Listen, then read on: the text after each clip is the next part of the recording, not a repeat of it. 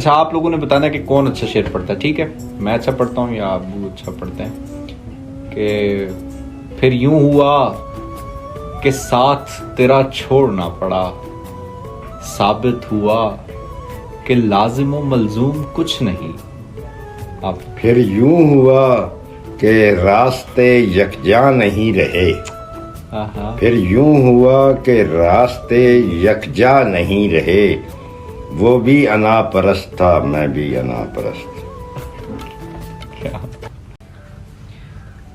एक छोटा सा लड़का था मैं जिन दिनों, एक मेले में पहुंचा हमकता हुआ, जी मचलता था हर एक शय पे मगर जेब खाली थी कुछ मोल ले न सका।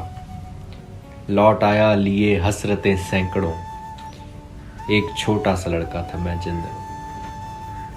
खैर महरूमियों के वो दिन तो गए, आज मेला लगा है उसी शान से। आज चाहूं तो एक एक दुकान मोल लूं, आज चाहूं तो सारा जहां मोल लूं। नारसाई का अब दिल में धड़का कहाँ, पर वो छोटा सा लड़का कहाँ।